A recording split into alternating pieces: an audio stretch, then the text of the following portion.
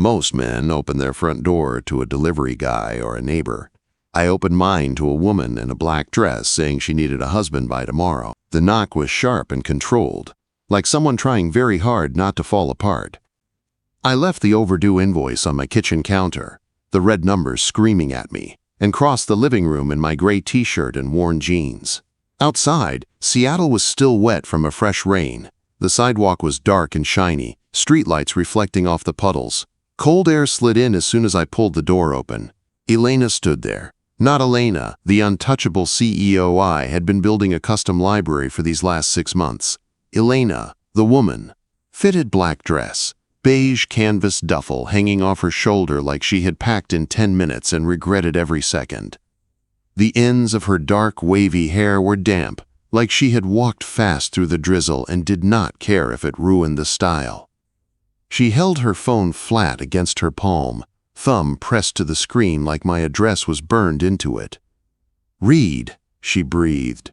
"I am in serious trouble." Quote, "Come in," I said at once. I stepped back and she crossed over the threshold, her jasmine perfume mixed with the smell of wet pavement and sawdust from my workshop. She did not look at my peeling baseboards or the old couch. She looked straight at me, like I was the only solid thing left in the world. She dropped the duffel. It hit the floor with a heavy thud. "My stepbrother found a loophole in the trust," she said, words fast, tight. "There is a morality clause. It is ancient, from the 50s, but the board is upholding it. If I am not settled in a domestic union by the start of the fiscal quarter, voting power goes to the next male heir." Her jaw clenched. "That is Julian. That is tomorrow." She lifted her chin like she had to force the next words out. "I need a husband by tomorrow," she said, "and it cannot be someone from my world. They will want shares. They will want control. I need someone I can trust to just show up." My mind did a fast spin through the last 6 months. Elena in sharp blazers, walking through my half-built library with quiet authority. Elena asking about sightlines and archival paper instead of the marble bar everyone else wanted. Elena signing my invoices on time, every time, when other clients made excuses. And then I thought of the red ink on the overdue bill behind me, the note from the bank. 2 days until they called my loan. 2 days until my guys lost their jobs. I met her eyes. "I will do it," I said. My voice came out rough but steady. A small flicker of relief crossed her face, so quick most people would have missed it. "But if we are selling this to a board full of old men," I went on, "we cannot look like we just met at the altar. We have to look real, lived in." I reached back and turned the deadbolt. The click sounded louder than it should. "Then you will have to move in tonight," I said.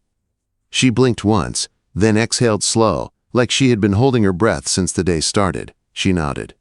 "Okay," she said. "Tonight." In the kitchen, the air felt thick. Elena sat on a bar stool at my small counter, spine straight, leg bouncing under the wood. I poured hot water into 2 mismatched mugs. My life was wood, screws, and coffee. Hers was glass towers and board meetings. The 2 worlds looked wrong together, but she did not seem to notice. Her fingers twisted a slim silver ring on her pinky. I had seen that little habit before during site visits, when an engineer said something stupid. "Why me?" I asked, sliding a mug toward her. "You know plenty of men in suits, Elena. Why pick the guy who cuts your shelves?" She wrapped both hands around the warm mug and stared into the steam. "Because you listen," she said. Her voice dropped. "When I told the other contractors the library lighting had to be right for old paper, they rolled their eyes. You ask for the specs. You do not try to win the room. You try to solve the problem." Julian, her stepbrother, flashed through my memory. Perfect hair, perfect teeth, shoes that cost more than my truck. He had looked at me like I was part of the scenery, useful but forgettable. "If we do this," I said, leaning back against the counter, crossing my arms, "we have to be airtight. Julian will dig. He will look for financial cracks. He will watch how you correct me in public. He will try to pull us apart." "I know," she said. "That is why I came here first." She pulled a slim folder from her bag and set it on the counter between us, the kind of folder that usually meant fees and long meetings. It is a prenup and a short-term cohabitation agreement, she said. No pressure, no demands, just appearance, shared address, shared timeline. And a payment schedule. I held up a hand. Stop, I said. Her eyes flashed. Read. I am not taking money for a marriage, I said, keeping my voice calm. If you want to protect me legally, fine. If you want to keep my shop alive, do it clean. Hire my workshop for the next quarter as your maintenance contractor. Pay market rate. Prepay an invoice. That is a business deal, not a trade. For a second, something like pain crossed her face. Then her shoulders dropped half an inch. You are impossible, she muttered. I am practical, I said. Julian is going to try to paint me as a grifter. We do not hand him the brush. She watched me for a long beat, then nodded once. Fine, she said. I will have my counsel draft a work order first thing in the morning. I bumped the thermostat up a few degrees. Her arms were covered, but I could see goosebumps on her skin. We try to hit the courthouse at 8, I said, if Julian does not throw a wrench in it. Tonight, we get our story straight. Her lips twitched like she wanted to smile and did not trust herself. We are writing our own history, she said. Pretty much, I answered. We spent the next hour building a fake timeline that had to feel real. First phone call. First site visit. First argument about shelf spacing. First joke. First time she saw my shop. I told her about Marco, my foreman, and Lana, my bookkeeper who threatened to fight the bank with a stapler. She told me about board members with fragile egos and a security guy Julian had on his side. If you do not know how I take my coffee, I said, Julian will eat us alive. She blinked at me. Okay, she said. How do you take it? Quote. Black. No sugar, I said. If you ever put vanilla syrup in it, the marriage ends on principle. Quote. A small, real laugh pushed past her guard. By midnight, the rain had started again. It tapped against the windows like fingers. Elena's phone buzzed on the counter. She glanced at the screen. Her jaw tightened. He is already moving, she said. Julian? I asked. She nodded. His assistant just emailed my counsel. Emergency board meeting tonight at my house. They want to welcome the groom. Quote. I set my mug down. Then we do not hide, I said. Her eyes met mine. Fear and fire, both there. Okay, she said slowly. Then tonight, we stop pretending we are pretending. I grabbed my jacket. She picked up her duffel again. We were not married yet. We had no license, no rings, no ceremony. But as I locked my front door and walked her out into the wet Seattle night, it already felt like a line had been crossed. And there was no way back. Elena's place looked like a magazine cover, and the museum had a child. Glass. Steel. White marble floors so clean I was afraid to breathe on them. Floor-to-ceiling windows with the whole city spread out below like a map. I stepped inside and wiped my boots on the mat twice. It still felt wrong. The guest room is down the hall, she said. Her voice was smooth again, CEO mode sliding back in place. I will order food. We can review the story before Julian arrives. Elena, I said. She stopped in the middle of the open living room and turned toward me. The city lights painted her hair in little silver lines. If Julian is coming here to sniff around, he is going to check the bedrooms, I said. He will talk to security. He will look at the logs.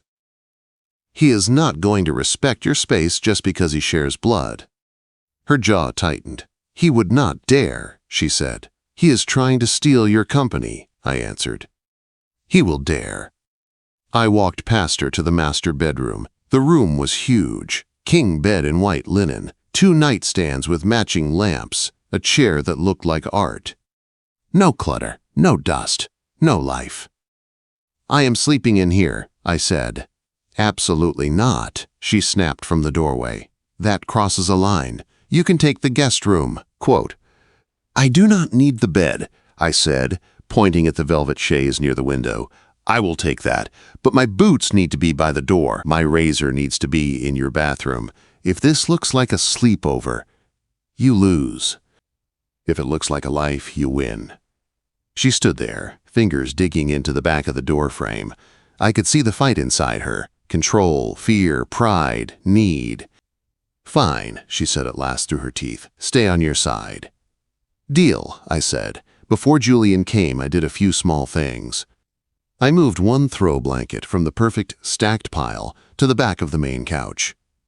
I put 2 mugs in the regular cabinet instead of the glass display one. I closed a cabinet door that had a faint ring mark from an old glass and wiped it clean. Elena watched me, arms crossed. "You are rearranging my house," she said. "I am making it look like someone lives here," I said. The doorbell rang. She straightened like someone had pulled a string in her spine. Julian walked in with a bottle of scotch and a smile that felt like a knife. He wore a dark suit and no coat, like bad weather did not touch him. His eyes skipped over the art on the walls and landed on me. "So this is the groom," he said. "The carpenter." "Elena already introduced us," I said, staying where I was. Once, it was enough. He poured himself scotch without asking permission. That told me exactly how he felt about her house. "Elena always did have a soft spot for charity cases," he said. I moved to the sofa and sat on the arm next to Elena. Close enough to be in her space, not close enough to trap her. I let my arm rest along the back of the sofa behind her shoulders. "It is not charity," I said, voice calm. "It is competence. Some men talk about building empires. I actually know how to pour the foundation." His eyes narrowed. "How did you two meet?" he asked. His tone was casual. His gaze was not. Elena opened her mouth. "Elevator malfunction," I said first. "She was late to a board call." I got the doors unstuck. Elena shot me a quick look. That had never happened. Not until now. Julian waited, hungry for the correction. "It did," Elena said smoothly, leaning into my side just an inch. "He got grease on his shirt, then apologized like it mattered. I hired his company that afternoon." Julian's smile twitched at the corner. "A crack. Cute," he said. He sipped his drink and looked me over again like I was a car he did not like but might have to drive. The questions kept coming. How long had we known each other? Where had we gone on our first date? Which side of the bed I slept on? I let Elena handle some. I answered others. When I answered, I always added one tiny detail only someone who lived with her would know. Her coffee at 5:30. Her habit of leaving shoes by the door in a perfect line. By the time he left, his smile was tighter. As soon as the door closed, Elena sagged against it for 1 second. Just one. Like a person dropping a weight. "He is going to come harder now," she said. "Good," I said. "He will be easier to hit." She actually smiled at that. The first night under her roof felt wrong and right at the same time. I took a fast shower and put my razor in her bathroom cabinet next to her things. Her expensive glass bottles and my cheap drugstore handle looked ridiculous together, but they were real. I slept on the chaise in the master, boots lined up by the door where security cameras would catch them. The city glow pushed around the edges of the blackout curtains. I expected not to sleep at all. Instead, I woke up at 5 to the soft sound of bare feet on the hardwood floor. I opened one eye. Elena stood in the doorway in a long, dark robe, hair down around her shoulders, phone in hand. She thought I was still asleep. She watched me for a second, the way my boots sat by the door, the blanket half kicked off my legs, the way my arm was thrown over my face. She looked like she wanted to say something. Then she turned and left. By 7:12 the next morning, she was in my passenger seat, hair pulled back, makeup perfect, phone on silent. My travel mug sat between her hands, my coffee black, still hot. We headed toward the courthouse. The sky was low and gray. My stomach felt like it was full of nails. Her phone buzzed. She looked at the screen and went still. "Do not answer," I said. "Not now." She answered. "Yes," she said. Her voice went flat in a way I did not like. I only heard one side of the call, but it was enough. State compliance. 2 inspectors and an attorney. At her building. Right now. Asking for her by name. Packet in hand. Julian behind it. "If you leave," her COO said through the speaker, They will file an emergency hold on the trust. Elena looked at the courthouse sign as we passed it, and then back at the road. Why now? She asked, more to herself than to him. Because Julian called it in, he said. She closed her eyes for half a second and then opened them, hard and clear. Turn around, she said. Elena, I started. Turn around, Reed, she repeated. She did not raise her voice. She did not need to. If he locks me out of the building, the courthouse will not matter. So I turned around. The rest of the day was fluorescent lights and slow poison. I paced outside a glass conference room while Elena sat across from 2 inspectors and an attorney. They spread her life out in front of her in neat piles. She answered questions. She pointed to sections of policy. She did not flinch, even when her hands shook under the table. At 4:46, she walked out. Her hair was still perfect. Her eyes were not. The clerk's office closed at 4:30, she said. Her voice was calm, but I could hear the crack under it. We missed it. And your deadline is tomorrow, I said. She nodded once. This is what he wanted, she said. He wanted us rushed and sloppy. I looked at her and saw the weight on her shoulders. Company, employees, name, legacy. And now me, with my shop and my debts stacked on the same fragile board. Then we are not sloppy, I said. We do this right. Fast but right. By 8:30 that night, we had everything filled out. License packet, trust affidavit her lawyers wanted, 2 sets of ID, proof of address. Proof of everything. The courthouse was dark. The notary office near her building was dark. Julian was probably sitting somewhere with a drink, already tasting her loss. Notaries have to work normal hours, Elena said quietly in the passenger seat. Some do, I said. Some do not. Marco's sister had a friend. That friend had a cousin. That cousin had a number. It led us to a narrow staircase above a 24-hour diner that smelled like fries and bleach. At 8:57, we climbed the stairs. At the end of the hallway, a small office door sat propped open with a stapler. Inside, a woman in reading glasses looked up from a desk covered in paper. You are cutting it close, she said. Story of my life, I muttered. Elena stepped forward. She set the folder on the desk with the same care she used for quarterly reports. Her hands were steady again. That was her power. Panic in private, precision in public. The notary checked our IDs, stamped the forms, and slid the affidavit back to us. 903 pages M. The timestamp was clean. Legal, a tiny black line that might decide both our futures. Then the notary asked for rings.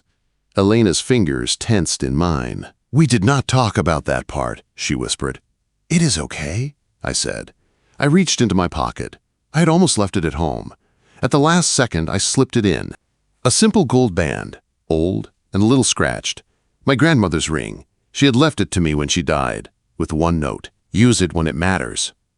I took Elena's left hand. Her skin was cool under my fingers, strong, not delicate. The notary watched. The diner sizzled below us. The hallway hummed. I slid the ring onto Elena's finger. It slipped past her knuckle like it had been waiting for that hand.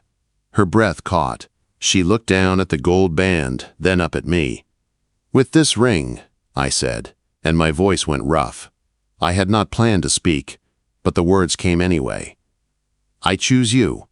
Today. Tomorrow. Whatever this looks like. Her throat moved as she swallowed. I do, she said quietly. 2 words. No tremor. We signed.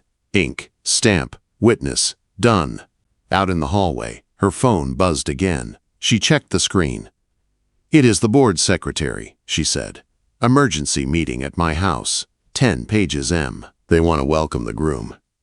I stepped closer so only she could hear me. You have a choice, I said. If you want to walk away, we walk away now. We take your money, my shop, and disappear. New town, new contracts. No trust, no board. You would be free. Her eyes snapped to mine. Dark, bright, stubborn. No, she said. He is not taking this from me. I nodded. Then let us go home, I said, resting a hand lightly at her back. We have a performance to give. She exhaled and leaned into that touch for half a second before pulling herself together again. We walked down the stairs into the smell of fried onions and bleach, out into the cold night, and toward a house that still did not feel like mine.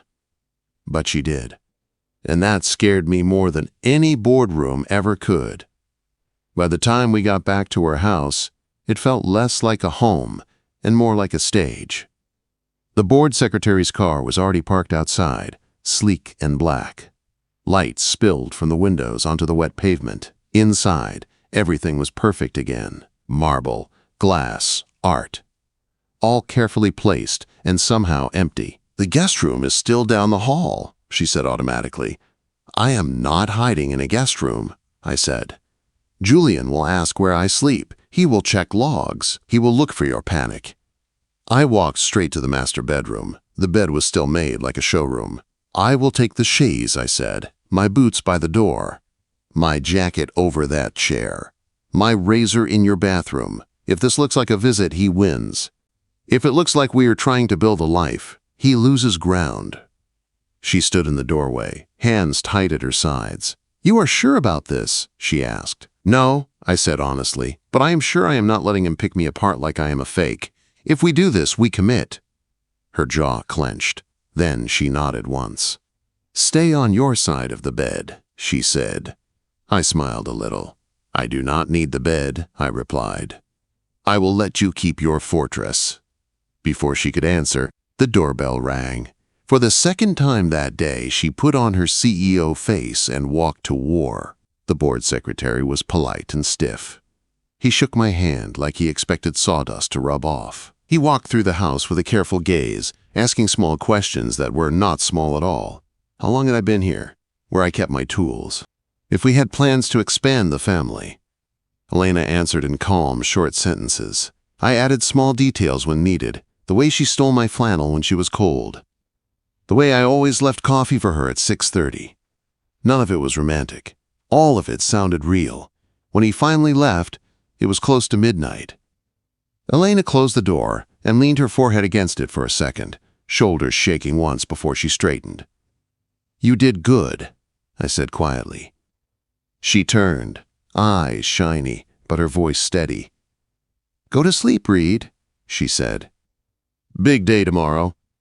I showered in her bathroom, my cheap razor sitting next to her glass bottles. The sight made something heavy and warm sit in my chest. I lay down on the chaise and listened. The city hummed outside. Somewhere in the house she moved. Drawers, light switches, quiet footsteps. At some point in the night, I woke up to soft steps at the door. I stayed still. She was there, silhouetted in the doorway. She looked at my boots by the door, the blanket pushed down around my waist, my arm thrown over my face. She stayed for 3 slow breaths, then turned and walked away. 2 weeks later, we had something that felt strange and steady. We were still pretending for the world, but inside the house there were small habits that had nothing to do with the trust. I left the coffee maker set for her before I went to the workshop. She never said thank you, but the pot was always empty when I got home. I started leaving a protein bar or an apple on top of her laptop. Those disappeared too. She started leaving small things for me. A clean towel on the bathroom hook after a long day. Bandages in the top drawer where I washed my hands when I came home with split knuckles. Extra hooks by the door so my jacket did not live on a chair. One night I walked in late, shoulders aching, covered in drywall dust. The house was cold. She kept the thermostat at 68 for focus, but her fingers were almost blue. She sat at the island with drawings spread out around her, shoulders tight. Without asking, I pulled a heavy wool blanket from the hall closet and walked over. She jumped when I draped it around her shoulders, then let out a slow breath and sank into it. "I did not ask for that," she said. "You are shivering," I answered, going to the fridge. "Hard to draw straight lines when your teeth are trying to do it for you." "I am fine," she muttered. "You can be fine and still be warm," I said. I started chopping vegetables for dinner. The soft thump of the knife on the board filled the silence. "Reed," she said after a moment. "Yeah." "Why are you still here?" she asked. "You could sleep at your place. No one would know." I did not turn around. "Julian would know," I said. Security logs, cameras, staff. He will keep pressing until you break. I am not giving him that. And you have not eaten since the apple I left you this morning." She went quiet. When I looked over, she was watching me with an expression I had never seen on her face. Not respect, not annoyance, something softer and more careful. "Thank you," she whispered. The next day, my world was the target. A black sedan started showing up across from my workshop, engine running, windows dark. "Boss," Marco said, walking over with a 2x4 on his shoulder, "you see that car again?" "Yeah," I said. "You got enemies now," he joked, but his eyes were sharp. "Not mine," I said. "Hers." 2 days later, the man from the sedan walked into the shop. "Henderson, clipboard, clean shoes." The kind of man who had never had to wipe concrete dust off his pants. "I am verifying residency and financial entanglement," he said, as if he was ordering lunch. He looked around the shop. The sawdust, the tools, the men working. He took it all in like data, not like life. "Standard due diligence for a trust dispute," he added. Marco bristled. "We don't do interviews without—" "I will handle it," I cut in, wiping my hands on a rag. I stepped between Marco and Henderson. "You want answers? Talk to me," I said. Henderson's eyes flicked to my hands. Split knuckles. Old scars. My forearms were still tense from hauling lumber. "You live alone?" he asked. "Not anymore," I said. "My legal address is Elena's house now." He wrote that down. "Debts?" he asked. "Past due note, workshop lien risk, any recent large deposits?" I stared at him. "My shop is busy," I said. "I get paid for work." "Paid by your wife's company," he said. "Paid through a signed work order at market rate." I corrected. "If you want a copy, ask her counsel." His eyes sharpened for the first time, not angry, interested. "If the board decides this marriage is fraudulent," he said, "your contracts could be thrown out. You understand that?" Marco took a step forward. I held up a hand to stop him. "I understand threats," I said quietly. "Try facts." He watched me for a beat. "Where did you sleep the first night you moved in?" he asked. It was a trap, but it was also simple. "On a chaise in the master bedroom," I said. "My boots were by the door. My razor in her bathroom. You can ask your security cameras." He made another note, then closed the clipboard. "Thank you for your time," he said, polite as always. As he walked away, he added, "Mr. Julian says you are temporary. Temporary men make desperate choices." The bay door rattled shut behind him. The shop felt too quiet. "Boss," Marco said, "this is getting real." "It has been real," I said. I picked up my drill and went back to work. It was the only thing that kept my head from spinning. That night, Elena noticed my knuckles. "You hit someone," she said as I washed my hands in her sink. It was not a question. "I hit a pallet jack," I said. The pallet jack did not deserve it. The water ran pink for a second around my fingers. She opened the drawer next to the sink and pulled out a box of bandages. She had bought them since I moved in. Quiet. Practical. She pressed one into my palm, her fingers brushing my skin for a brief second. "You can tell me when Julian escalates," she said. "I can handle him," I said. "You can," she said, eyes lifting to mine. "But you do not have to do it alone."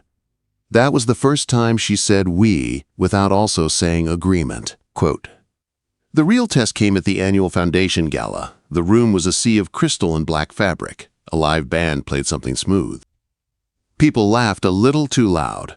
Elena wore a midnight blue gown, low in the back, her hair pinned up.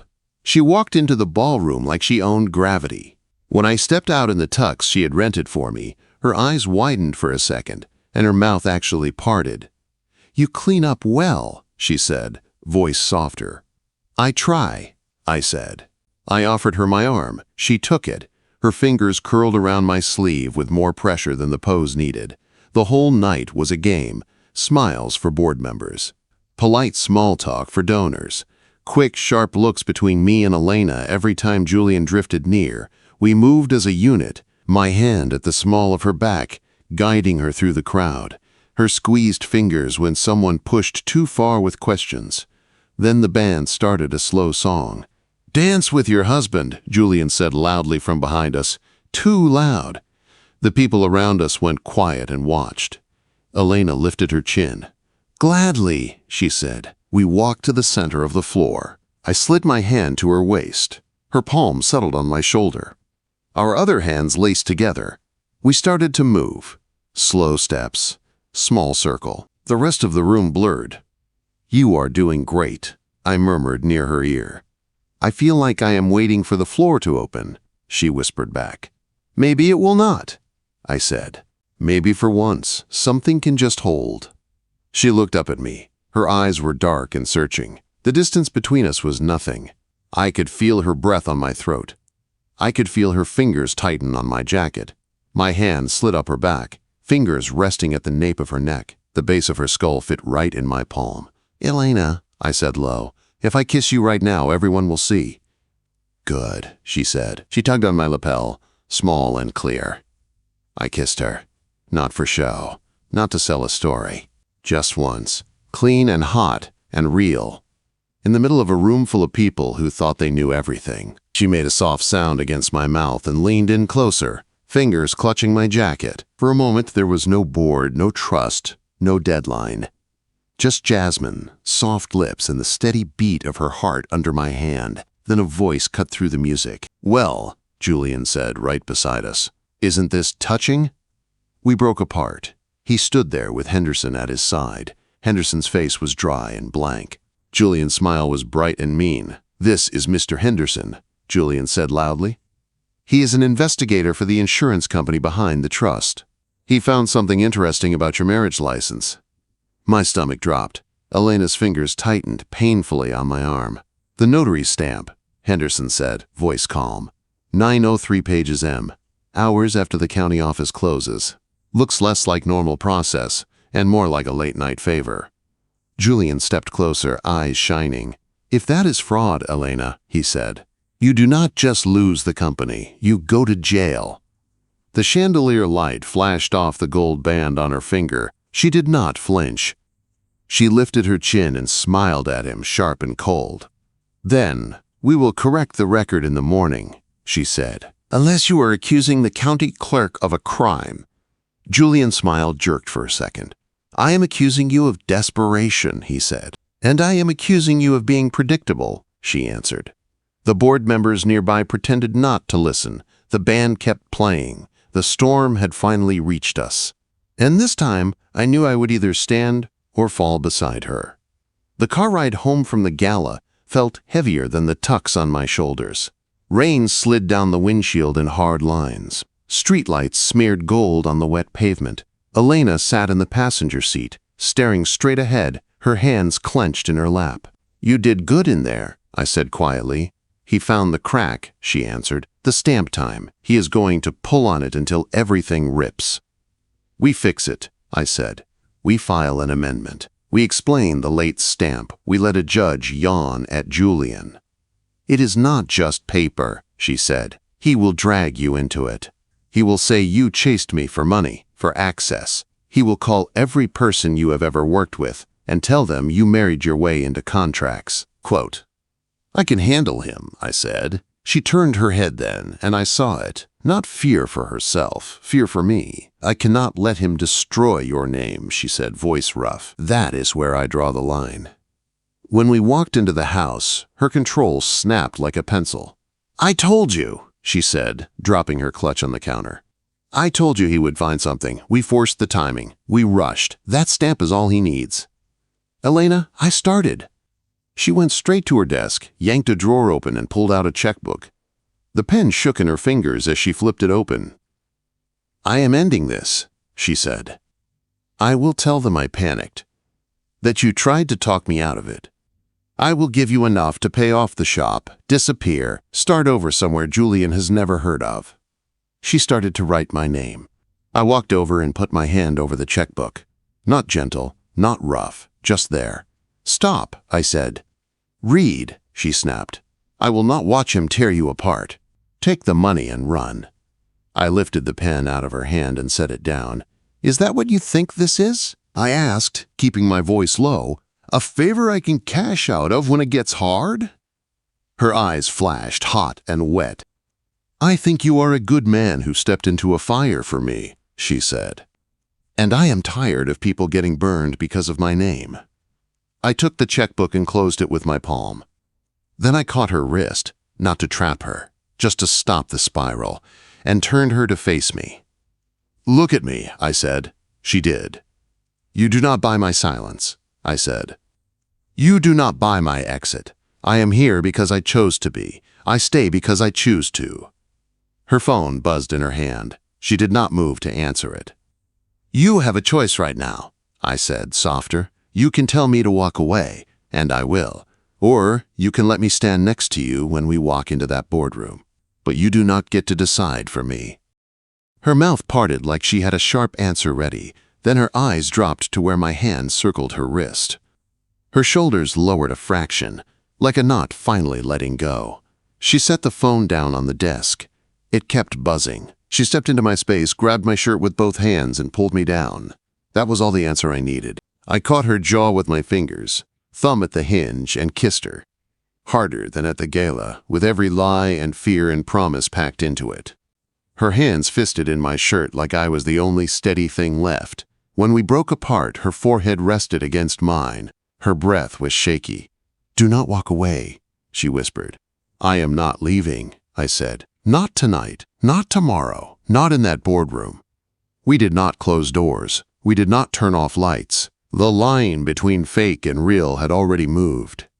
We were not pretending anymore, but we still kept our steps careful. The next morning, the boardroom felt like a courtroom in a trap. Cold air, long mahogany table. Men in suits lined up on both sides. Julian sat at one end with a folder in front of him. Henderson stood by the wall, clipboard under his arm. "The evidence is clear," Julian was saying. The marriage was rushed and fraudulent. A last-second move to get around the founders' wishes. I moved to strip Elena of her voting rights and transfer them to the rightful heir. By rightful heir, he meant himself. Elena sat next to me. Back straight, hands folded, face calm. Only the quick jump in her neck pulse gave her away. "Mr. Reed," Julian said, his fake smile in place. "I believe your role here is simply to watch." I stood. "My role here is her husband," I said, "so I am going to talk." Julian rolled his eyes. "Please." "The floor is yours, Carpenter." I did not look at him. I looked at Elena first. Her eyes met mine. There was fear there, but also trust. "You want to talk about the stamp?" I said to the board. "Fine. It was late. We rushed. You know why? Because I watched this woman hold up a company while people waited for her to fail. She asked for help once, and I did not want her to talk herself out of it." Julian snorted. "Spare us the romance," he said. "This is about rules. This is about what kind of people you trust," I said, turning to the other directors. "You think a late stamp makes this marriage fake. But I have lived in her house. I know how she works. I know she cuts her own bonus when projects slip so juniors do not lose jobs. I know she keeps this place steady when others would have cashed out." I pulled a folded paper from my pocket and laid it on the table, the work order. "This is the contract between my workshop and her company," I said. "Market rate, signed before the marriage. This is how she helped my shop, not with a secret payoff. With a clean deal, on paper." A few board members leaned forward to look. "Julian says I am temporary," I went on, "that men like me make desperate choices. Maybe, but I know how to build things that do not fall when someone leans on them." I looked at Elena again. "And I am more afraid of losing her than I am of losing this job," I said. Silence rolled through the room. Elena stood. "Reed is right," she said. "The marriage was fast. But it is not fake. If this board believes my competence disappears because my family tied an outdated rule to my name, then accept my resignation." The room gasped. Even Julian's face slipped. He had expected her to beg, not to offer to walk away. "If I go," she said, "you get your precious clause. You also get to explain to shareholders why the only person who knows every inch of this company is gone." She turned to me first, then to the board. "Or," she added, "you can look at the numbers. Look at Sterling's mess from 3 years ago that I cleaned. Look at Julian's record of half-finished projects and missed deadlines, and ask yourself who you trust with your money." She sat down. Her hand found my thigh under the table, a small grip, strong as steel. The board asked questions. They asked Henderson about stamps and notaries. He answered in calm, dry words. Irregular, not illegal, needs correction, not fraud. They did not vote right there. They never do. Too much pride tied to a show of process. But when we walked out of the building into cool air and low clouds, I could feel it. The balance had shifted. "You resigned," I said, stunned. She let out a small laugh that sounded half hysterical, half relieved. "I bluffed," she said. "They will not accept it. They need me more than they need him, but I had to mean it when I said it." She stopped on the sidewalk. The rain had stopped for once. The world smelled like wet concrete and clean air. "What you said in there," she started. "I meant it," I said. "All of it." "Even the part about being more afraid of losing me than losing your job?" she asked quietly. I reached up and tucked a piece of hair behind her ear. My thumb brushed her cheekbone, soft and brief. "That part especially," I said. Her eyes shone, but she did not cry. She just nodded once, like a decision landing. "So what now?" she asked. "The crisis is over. The agreement did its job." "You tell me," I said. "Do you still need a husband by tomorrow?" She smiled then, small and real. "I need you," she said, "not for a trust, for home." The shop was quiet that night. Just the soft scrape of my broom and the smell of cedar. I was trying to wear out the nervous energy in my bones. The front door opened. I looked up, expecting Marco. It was Elena. She wore jeans and boots and an old hoodie under my flannel. She looked smaller, younger, maybe because she was not carrying a briefcase or a board on her shoulders. "You kept that," I said, nodding at the flannel. "I earned it," she said. The corner of her mouth lifted. She walked toward me and held out something small, a key. Not shiny new, a little worn at the edges. It lay in her palm with a single folded paper clipped to it. I took the paper. It was a work order, my name on it, her signature at the bottom. Project: renovate main residence to convert to shared home. Budget: open, within reason. "Make it a home," she said simply. "I cannot live in a museum anymore." "My house?" I asked. "Our house," she corrected. Her fingers tightened on the key for a second before she let it drop into my hand. I looked at the key, then at her. "You could have hired your facilities team," I said, "the ones who know all the specs and systems." "They do not know where I keep the scars," she said. My chest pulled tight. I set the broom aside and stepped closer. She smelled like jasmine, sawdust, and cold night air. My hand found her waist, steady and sure. Her hands lifted first. She grabbed the front of my flannel and pulled me in. I kissed her. Not careful, not fake, just real. Heat and relief, and something solid enough to build walls on. When we broke apart, she rested her forehead against my chest. "Read," she said softly. "Do not disappear on me." "I am not going anywhere," I said. "I can survive losing a job. I cannot survive losing you." She breathed out a laugh that shook a little. "Good," she whispered, "because I need you at 9 tomorrow." "For what?" I asked. She tapped the work order in my pocket. "A walkthrough and a list," she said. "If this is going to be our house, I want it done right." I smiled, a real one this time. "Yes, ma'am," I said. She rolled her eyes, but her smile matched mine. Outside, the city kept moving.